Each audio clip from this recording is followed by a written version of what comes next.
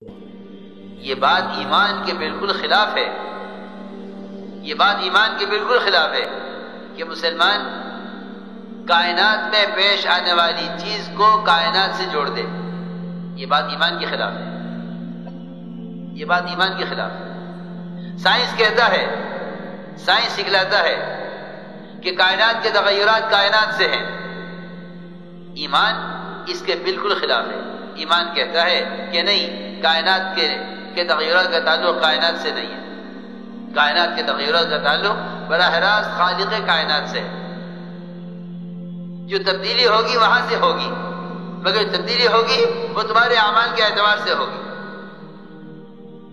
جو تبدیلی ہوگی وہاں سے ہوگی، مگر جو تبدیلی ہوگی تمہارے اعمال کے اعتبار سے ہوگی۔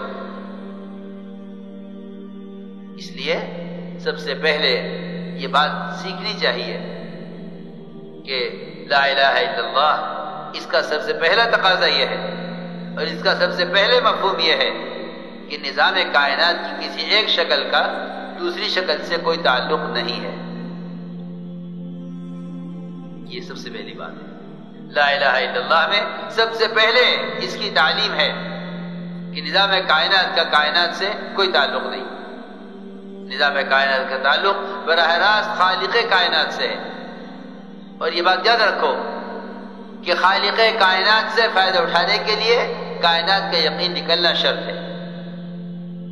سمجھتے تھے، خالق کائنات سے فائدہ اٹھانے کے لیے کائنات کا یقین نکلنا شرط ہے۔ جن کے ذریعے میں کائنات کا یقین ہے وہ قدرت سے استفادہ نہیں کر سکتے، جن کے ذریعے میں کائنات کا یقین ہے وہ قدرت سے فائدہ نہیں اٹھا سکتے۔ لوگ بیچارے یہ سمجھتے ہیں کہ کائنات بنی ہے قدرت سے فائدہ اٹھانے کے لیے، حالانکہ اللہ کی ذات عالی سے فائدہ اٹھانے کے لیے کائنات کا یقین نکلنا شرط ہے۔ یہ کہتے ہیں کہ نعوذ باللہ اللہ کائنات بنا کر فارغ ہو گئے ہیں اور ہم کائنات سے فائدہ اٹھا رہے ہیں، یہ تصور، یہ خیالی دہریت ہے، یہ خیالی دہریت ہے، یہ خیالی دہریت ہے۔ نظام کائنات میں جو بھی تغیر ہے اس کا تعلق براہ راست خالق کائنات سے ہے، نظام کائنات سے کائنات کی تبدیلی کا کوئی تعلق نہیں۔ حضور اکرم صلی اللہ علیہ وسلم نے ایمان اس طرح سکھلایا اپنے صحابہ کو کہ جب کائنات میں کوئی تغیر ہوتا تھا تو آپ اس موقع پر صحابہ کا امتحان لیتے تھے کہ دیکھنا یہ ہے کہ اس وقت کائنات میں اس تغیر سے میرے صحابہ کے ایمان پر تو کوئی اثر نہیں پڑا۔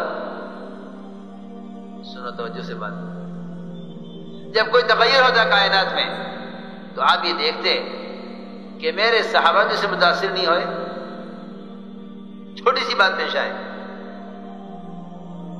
کوئی چھوٹی سی بات پیش آئے،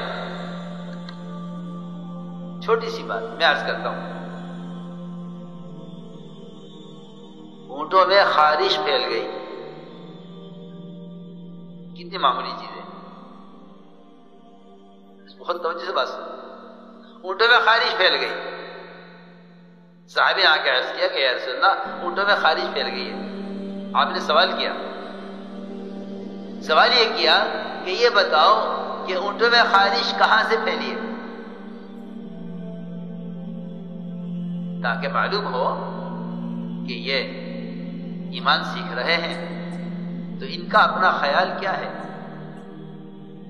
آیا انہیں خارش کی بیماری اللہ کی یاد دلاتی ہے، یا انہیں خارش کی بیماری سے پھیلنا یا ایک اونٹ کو ہو گئی جس سب کو ہو گئی، یہ ان کا خیال ہے۔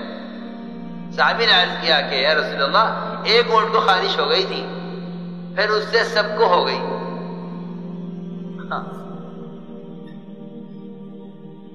ہم صبح سے شام تک جتنا بھی بولتے ہیں، ہم صبح سے شام تک جتنا بھی بولتے ہیں، میں قسم کھا کر کہتا ہوں اگر ایک ایک لفظ پر غور کیا جائے تو صبح سے لے کر شام تک مسلمان شرک کو بولتا ہے۔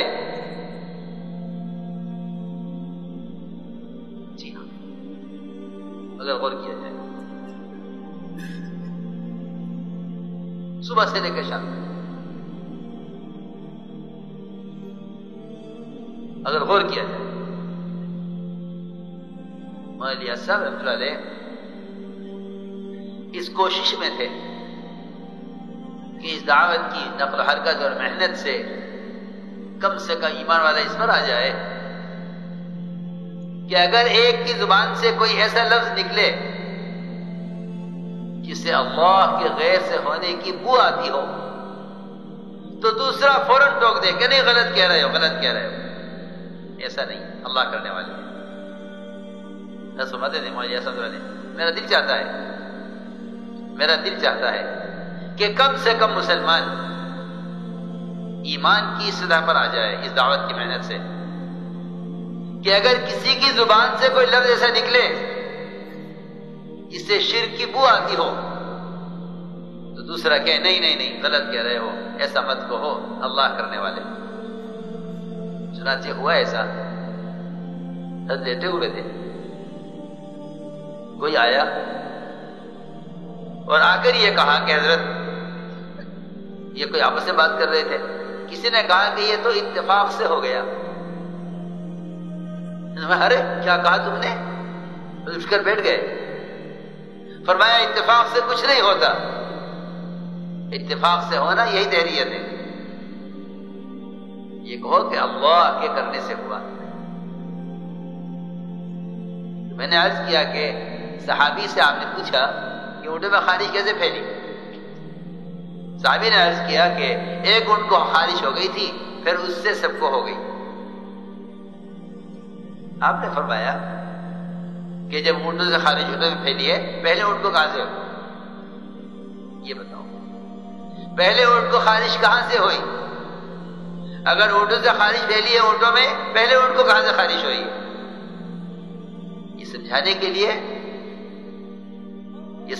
کے لیے کہ جو حکم آتا ہے براہ راست اللہ کی طرف سے حکم آتا ہے، جس کے لیے بھی آتا ہے. عبداللہ ابن عمر رضی اللہ تعالیٰ عنہ ایسے کوڑی مریض کے ساتھ ایک پلیٹ میں کھانا کھاتے تھے جس کی انگلیوں سے خون نظر آ رہا ہوتا تھا، جس کی انگلیوں سے زخم نظر آ رہے ہوتے. ایک پلیٹ میں کھانا کھاتے تھے.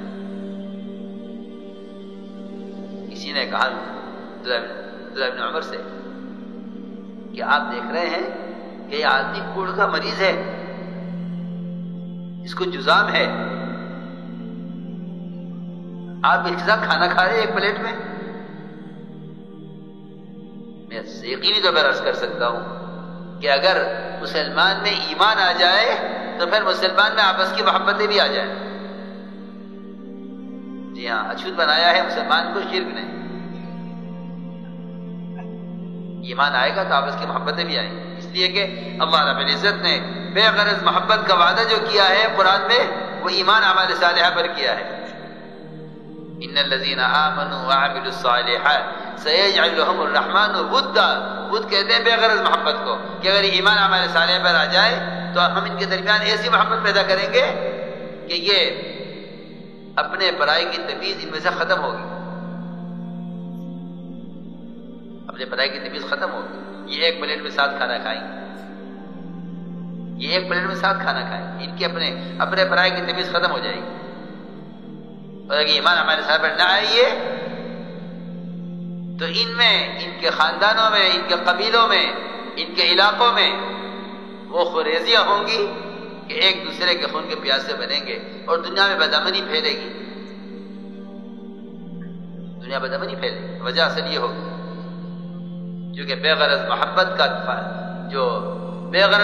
جو وعدہ ہے وہ صرف ایمان اعمال صالحہ پر ہے.